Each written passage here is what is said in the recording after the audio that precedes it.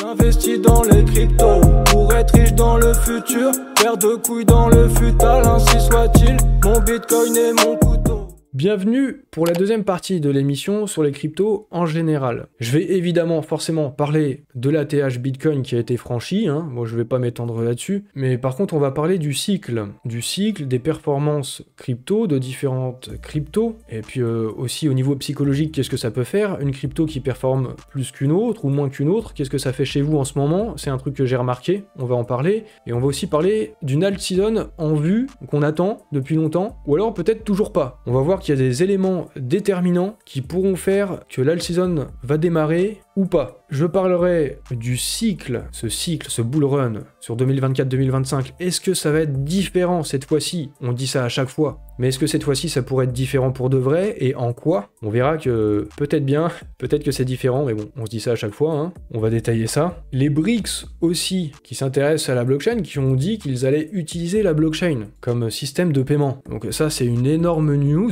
Je vais vous en parler rapidement. J'ai fait une vidéo qui traite de ce sujet. C'est dispo sur ma chaîne YouTube. Et pour terminer, le dernier point, ce sera le retour de l'intérêt du grand public pour les cryptos. Parce que ça aussi, c'est ce qui est devant nous. Plein de nouveaux qui vont aussi devoir s'aguerrir. Et j'espère qu'ils pourront compter sur vous, qui avez plus d'expérience, aussi pour les guider. Je ferai également de mon mieux. Voilà le programme pour les missions sur les cryptos en général. Alors, l'ATH a été franchie sur l'euro, l'ATH a été franchie sur plein de monnaies, l'ATH a évidemment aussi été franchie sur le dollar, BTC contre le dollar, nouvelle ATH, l'histoire s'écrit, 69 200 $. Bon, vous êtes au courant, mais c'est retombé assez rapidement. Et moi-même, très rapidement, après avoir franchi l'ATH, je vous ai posé la question dans un sondage, à votre avis, qu'est-ce qui va se passer après cette ATH? Est-ce qu'on allait continuer to the moon? À 16%, vous pensiez que oui. 38% a pensé qu'on allait faire une petite correction. 38%, c'est très équitable ça, a pensé qu'on allait faire une grosse correction. Et 7,2% a pensé que c'est finito et qu'on allait repartir en bear market. Bon, je sais pas si c'est du troll pour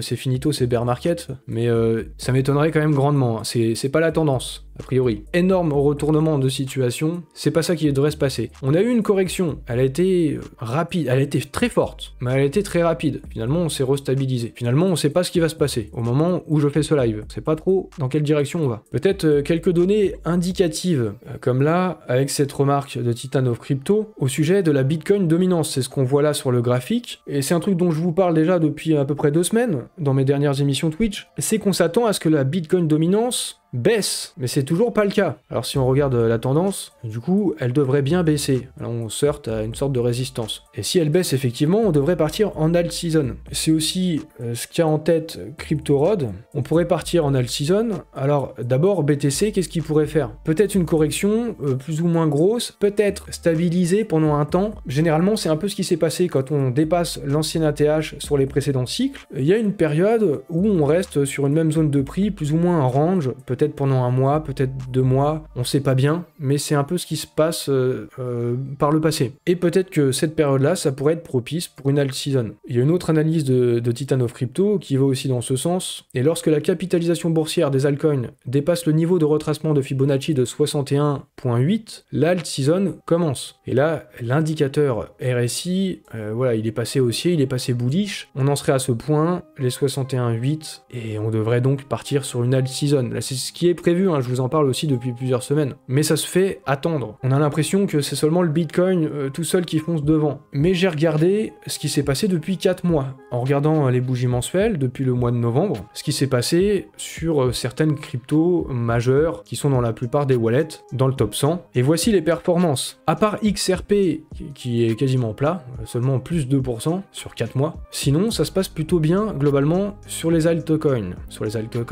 Et sur Bitcoin aussi, plus 92%, mais on voit que globalement, sur les 4 derniers mois, les altcoins commencent peut-être à se chauffer, ont une plutôt bonne performance, pour la plupart, plus ou moins sur 120, 130, 140%. Et EGLD aussi. Et il y a quelques tokens qui se démarquent, comme TAO, qui est complètement en feu, plus de 1100%, plus de x12. Le Sol aussi qui est en grande forme, un x6. 6, c'est beaucoup, sur 4 mois. Avax aussi, hein, qui se porte plutôt bien. Et du coup, vu qu'il y a quelques tokens qui se portent quand même bien, alors évidemment, il y a aussi des plus petits market cap qui peuvent partir en fusée et faire des gros multiples. Mais vu qu'il y a des gens, du coup, qui montrent qu'ils ont fait des gros multiples, ça crée un drôle de sentiment chez les autres qui n'ont pas fait ces aussi gros multiples, même si vous faites des performances. Ça crée donc un sentiment de passer à côté de quelque chose, un sentiment de FOMO. Ça donne envie de vendre ces bagues pour aller sur d'autres tokens, pour chercher plus de performance. Faites attention à ça. Ça, c'est une erreur, généralement. Ou alors, c'est que vous avez plus de conviction sur le token. Pourquoi pas? J'en ai aussi parlé lors des dernières semaines. Si vous pensez vraiment qu'il y a un token sur lequel vous n'aurez pas de performance, et si vous pensez vraiment qu'il y a un autre token sur lequel vous pouvez avoir de la performance, si vous êtes convaincu de ça, vendez et passez sur un autre token. Mais quand même, soyez conscient de ça. La performance globale, sur la plupart des tokens, c'est ça. La plupart d'entre vous, voici vos performances. La plupart d'entre vous, vous gagnez de l'argent. La plupart d'entre vous, votre portefeuille est en train d'augmenter, le capital croît. Donc quand même gardez ça en tête et ne soyez pas dans le FOMO en regardant la performance du voisin ou de celui qui a fait un tweet et qui fait forcément des vues quand on parle de performance. C'est pas la majorité des gens. Voilà, ça c'est un point important, hein, je pense. Hein. Là on est dans le mindset et la psychologie. Il y a beaucoup de gens qui font des erreurs et qui vont perdre de l'argent en passant d'un token à l'autre. Finalement il y a des gens qui vont perdre de l'argent dans le bull run ou faire beaucoup moins de performance que s'ils n'avaient rien fait et s'ils avaient suivi le plan. Maintenant j'aborde le point sur le cycle. Sera-t-il différent ou non ce bull run sur 2024, 2025? Je vous ai posé la question et vous êtes 54% à penser que oui, 18% à penser que non, 28% vous savez pas trop. Mais quand même une majorité qui pense que ce cycle sera différent. Alors on va étudier ça un petit peu et voir si ce cycle est différent ou non. Finalement c'est ce qu'on se dit à chaque cycle. Il y a toujours ce bruit, cette fois-ci ce sera peut-être différent, ça va être différent, il y a ci, il y a ça. Et finalement à chaque cycle c'est à peu près la même chose qui se passe. Hein. Les cycles se ressemblent, la temporalité se ressemble, les mouvements ont grosso modo la même forme, donc les choses se passent de la même manière après coup. Et on pourra pas répondre à la question avant que le cycle soit terminé. Donc on pourra pas savoir si ce sera différent ou non. Mais on peut quand même essayer d'observer, analyser et se poser des questions. Déjà, qu'est-ce qui serait différent? Qu'est-ce qui est différent même? C'est les ETF Bitcoin Spot, évidemment. Et les ETF concentrent maintenant 4% de la totalité des bitcoins en circulation. C'est vraiment beaucoup. Et en peu de temps. Même si en fait c'est pas 4% en 2 mois avec les ETF, il y avait déjà une partie qui était déjà détenue. Notamment avec les ETF futurs qui ont rebasculé en spot. Mais quand même 4% c'est énorme et on peut se dire que d'ici quelques années, pour le cycle d'après, peut-être d'ici 4-5 ans, peut-être que ce sera du 10%, peut-être même plus. Et c'est absolument énorme. Donc ça c'est quelque chose de différent et ça fait aussi une pression haussière, une pression continue, en tout cas jusqu'ici, sur le prix. Ça c'est différent par rapport au cycle précédent. Aussi avec des chiffres impressionnants. Là par exemple, 10 milliards d'investissements sur les ETF en seulement 7 semaines. Donc c'est énorme, c'est historique, c'est différent. Et si on compare avec d'autres ETF, c'est extrêmement performant. Il a fallu plus de 2 ans pour l'ETF or pour atteindre les 10 milliards d'investissements. Là, c'est même pas en 2 mois.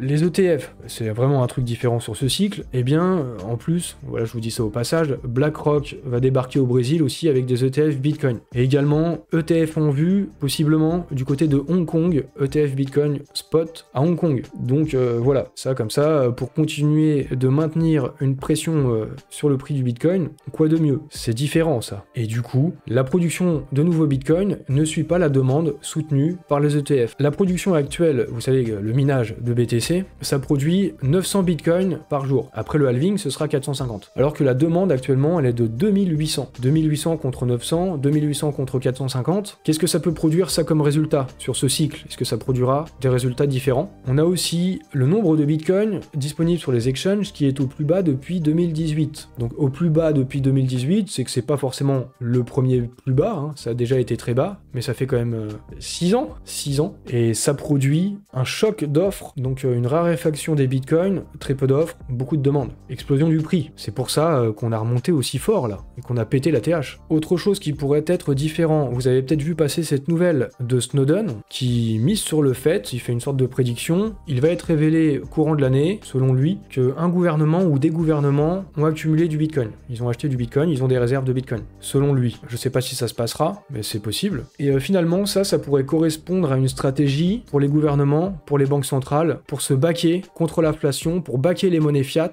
avec du Bitcoin. Un petit peu comme l'époque avant Bretton Woods et compagnie, indexer le dollar ou les monnaies sur l'or pour avoir une stabilité. Bon bah voilà, c'est pas le cas, c'est pour ça aussi qu'il y a de l'inflation, et donc un moyen de contrer et se protéger de l'inflation, ça pourrait être de backer les monnaies fiat par du Bitcoin, l'or numérique. Donc ça, ce point-là, c'est un point qui peut être différent. Aujourd'hui, plus que jamais, et notamment avec les ETF, Bitcoin, ça peut être légitime pour devenir cet or numérique. Il y a des banques centrales qui s'y intéressent probablement, certaines qui n'ont pas dévoilé leur intérêt, et des pays aussi, sûrement. Donc en rapport avec cette prédiction de Snowden. Pour l'année 2024, un pays peut-être qui va déclarer faire des réserves de Bitcoin. Mais au niveau des pays et de la blockchain et des cryptos, quelque chose aussi qui peut provoquer des effets différents sur le cycle, c'est que les BRICS, ils ont annoncé officiellement, hein, regardez là c'est le compte des BRICS officiel, ils ont annoncé créer un système de paiement basé sur la crypto et la blockchain. C'est énorme ça comme nouvelle, potentiellement. Alors des déclarations là de Yuri Ushakov, conseiller du Kremlin, il a accordé ça à une agence de presse russe, l'agence de presse TASS. Il a dit « Nous croyons que créer un système de paiement BRICS indépendant est un objectif important pour l'avenir, basé sur des outils modernes tels que les technologies numériques et la blockchain. » Ça aura pas forcément un effet direct sur le prix, en fait, surtout s'ils créent leur propre système, mais par contre, ça peut avoir un effet psychologique sur les gens qui se disent « Tiens,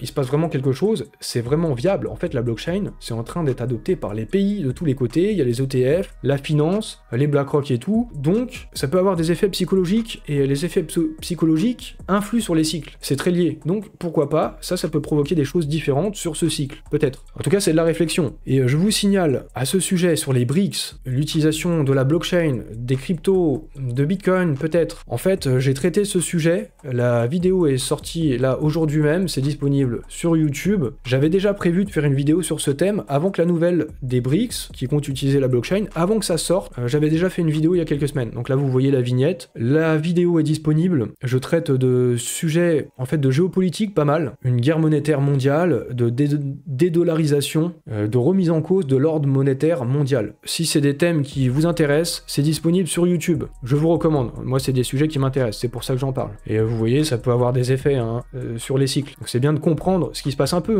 pendant ces cycles. Analyser l'actualité, pas juste les prendre comme ça, essayer de prendre du recul. On continue sur les trucs différents et une conséquence des ETF Bitcoin Spot. Là, ce que nous dit Bernstein, un gestionnaire d'actifs, c'est qu'on pourrait avoir un ETF DeFi, un ETF de la finance décentralisée. Pour eux, c'est envisageable. Alors un ETF DeFi, pour imaginer qu'est-ce que ce serait un panier de plusieurs cryptos, comme par exemple du Link, du Uni, AAVE, des cryptos qui touchent à la finance décentralisée, des protocoles, etc. Pour constituer un panier de biens, un panier d'actifs et créer un indice. Et bah voilà, pour un gestionnaire d'actifs, on pourrait avoir ça. Et ça, c'est assez surprenant. J'avoue, je ne m'attendais pas à ce genre de réflexion, ou aussi vite, parce que finalement, on en est qu'au début, seulement un ETF Bitcoin Spot, on se demande s'il va y avoir un ETF ETH, et on est encore loin de penser, c'est encore loin d'être en discussion pour d'autres cryptos, et là on nous parle d'ETF DeFi, donc bon, pourquoi pas, mais il y a de l'engouement, il y a un engouement incroyable, et on voit que la finance normale s'intéresse de ouf au monde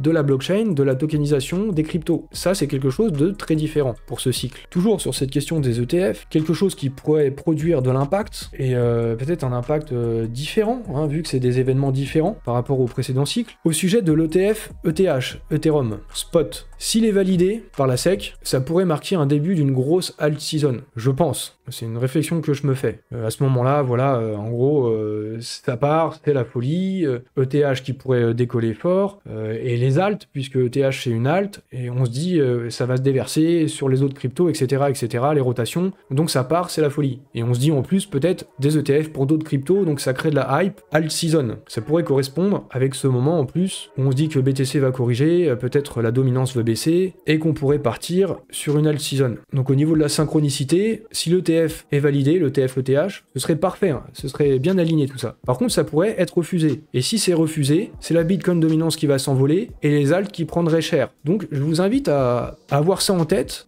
Là, on a peut-être deux chemins qui peuvent être pris, deux chemins très différents, très différents en termes de conséquences pour nos cryptos, pour nos wallets. La décision de la SEC, ce sera le 23 mai. Après, bien sûr, il y a une autre option, ça peut être d'être reporté, mais dans ce cas-là, c'est peut-être l'alt season aussi qui pourrait être reporté. Voilà, c'est encore des réflexions, tout ça, je vous partage, je sais pas forcément ce qui va se passer, mais je vous invite à y réfléchir. Et encore un point différent, je fais vraiment le tour de beaucoup de points différents avec ce cycle, c'est qu'on a fait un ATH finalement avant même le halving. Et ça, c'est la première fois que ça arrive. regardez, sur les cycles précédents, halving, et on retrouve l'ATH au niveau du trait rouge, quelques mois après le halving. Et pareil, hein, pour le dernier cycle, c'est la même chose. Et là, c'est la première fois, là, c'est moi qui ai placé ce trait jaune pour le prochain halving qui devrait se situer aux alentours du 15 avril. ATH avant le halving, c'est sans précédent. Donc on peut le dire, ce cycle est différent. Mais pour dire si les conséquences et le cycle sera différent, bah, il faudra attendre. On verra après coup. Hein. Pour l'instant, tout se reproduit de la même manière que les autres fois. On dit la même chose,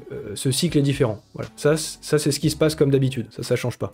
Mais du coup, là, sur ce dernier point, l'ATH avant le halving, ça fait qu'il y a un narratif qui est mort, qui est dead, comme nous dit TechDev. C'est le narratif du halving qui provoquerait une hausse du prix du Bitcoin, qui déclencherait le cycle haussier, le bull run et tout. Là, c'est plutôt l'ETF, ce serait plutôt ça l'événement qui a créé ça. Finalement, c'est comme si le halving avait eu lieu au moment de la validation de l'ETF Bitcoin, et une envolée quelques semaines plus tard. Ce que nous dit aussi TechDev, je vous en ai parlé la semaine précédente, c'est que finalement, peut-être qu'on fait face à des cycles de liquidité, que le halving, c'est pas ça qui déclenchait les hausses, mais ce serait la liquidité, et des cycles de liquidité de 3 ans et demi, 4 ans. Et dans ces cas-là, voilà, on serait aligné, la hausse du prix serait alignée sur les cycles de liquidité, et on entamait un nouveau cycle de liquidité à ce moment-là, le 3 avril 2023. Donc voilà, gardez ça en tête, selon cette théorie, hein, c'est une théorie comme une autre, la théorie de TechDev, peut-être même que le top du bull run, ça pourrait être sur la fin de l'année 2024. Je ne sais pas, hein, mais c'est encore des éléments que je vous donne. Pour terminer, là, sur le dernier thème de cette émission, j'ai vu ce tweet du Crypto Daily qui posait la question, à votre avis, quelle sera la prochaine grande tendance dans l'écosystème des crypto-monnaies en 2024? J'ai répondu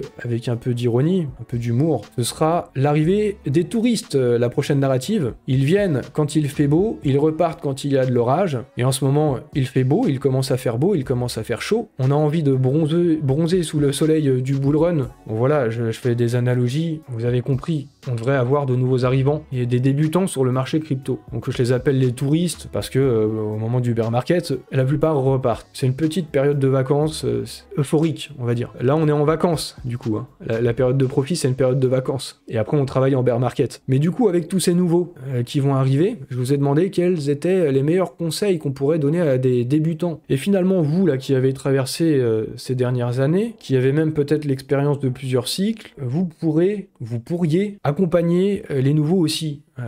Par des conseils simples, mais au moins qu'ils entendent ces conseils. Des conseils tout bêtes, hein. Ne pas s'éparpiller, ne pas non plus mettre tous ses œufs dans un même panier, prendre ses profits. Peut-être le conseil le plus important, prendre ses profits, que ça monte jamais à l'infini, qu'à un moment le marché se retourne, ne pas acheter quand ça monte. Bon, vous voyez tout ce type de conseils. Attention à la sécurité aussi, toutes ces choses-là, quoi. Vous serez des guides, maintenant que vous avez de l'expérience, vous serez des guides aussi pour les nouveaux. Ce sera aussi mon rôle, et finalement, ça c'est utile parce que plus il y a de guides, plus il y a de pédagogie, plus il y a de gens qui comprennent vraiment comment ça se passe, plus il y a de gens qui restent aussi sur le marché, plus il y a de gens qui s'y intéressent et plus il y a d'adoption. En tout cas, ce qui devrait favoriser l'arrivée des nouveaux, c'est aussi les médias mainstream, évidemment. Ça, c'est des gros canaux de communication, de sensibilisation, et dans les médias de masse, là, comme dans le Figaro, on parle du Bitcoin à 69 000 $, c'est historique, donc les gens sont informés, ATH, le Bitcoin va vers le haut, profit, etc. Les gens vont commencer à être informés. Là, c'est aussi dans Le Monde. Bitcoin vers des sommets jamais atteints. Libération, nouveau record. Bon là, avec un bémol, hein, avant de se replier sévèrement, mais bon, vu que c'est reparti quand même tout de suite après, ça va. Et le point, le Bitcoin entre dans une nouvelle ère, point d'interrogation. Eux-mêmes, ils se demandent peut-être, est-ce que ce cycle est différent? Donc forcément, le grand public, quand il va commencer à entendre parler de tout ça,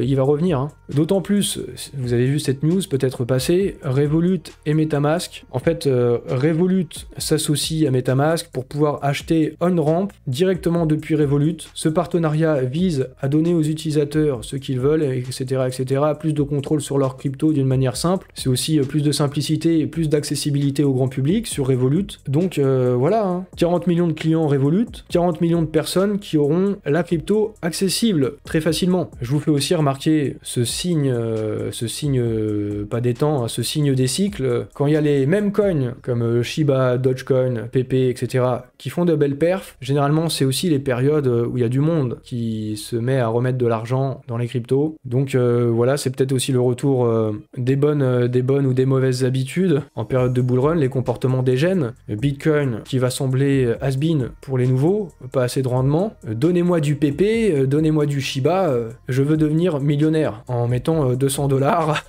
et je vais devenir milliardaire même. Voilà ce qui risque de se passer. Un peu de poésie. Les humains restent des humains et quand il s'agit d'argent, la majorité des gens sont des dégènes. Donc oui, encore une fois, le bull run sera sans doute massif et spectaculaire. En tout cas, j'espère. Une dernière nouvelle, on va dire bonne, c'est que l'inflation descend à 2,6% au mois de février. Voilà, c'est aussi une accalmie sur les prix, l'inflation alimentaire. Ça reste toujours de l'inflation, hein. L'euro continue de perdre de la valeur, hein. Donc ça, c'est pas forcément bon. Mais ça veut dire qu'on retourne vers les objectifs d'inflation de 2% de la BCE. Donc on se dirige aussi vers une baisse des taux d'intérêt. Voilà, un desserrement et la liquidité qui sera plus importante. Donc quand il y a plus de liquidité, ça va sur les marchés à risque et dont le marché crypto. Et ça, au bout du compte, ce sera une bonne nouvelle pour nos wallets. Donc voilà, l'émission est terminée. J'espère que vous avez apprécié toujours cette réflexion. Vous pouvez liker si c'est le cas. Si vous découvrez, si vous êtes nouveau, vous allez devoir vous former. Alors abonnez-vous à la chaîne et activez les notifications. Essayez d'écouter les bons conseils, les réflexions, tout ça est gratuit en plus. Et puis, suivez-moi sur les réseaux sociaux, hein, commentez, et dites ce que vous en pensez. Oh, 55 spectateurs, vous êtes nombreux, c'est bien. Mais pourquoi vous êtes 61 là en direct? Qu'est-ce qui se passe? Eh, vous savez, ça fait très longtemps qu'on n'a pas été 61. Enfin, autant que ça. La dernière fois que j'ai atteint ces scores, c'était peu de temps après le X-Day, le premier X-Day. Donc en novembre 2022. C'est presque, enfin c'est pas un ATH, mais c'est un signe de bull run peut-être? Je ne sais pas, hein. Du coup, je vais vous laisser. Vous êtes nombreux, c'est cool. Merci à vous d'être là. Merci, j'apprécie. Je vais donc vous souhaiter une bonne soirée et salut à tous.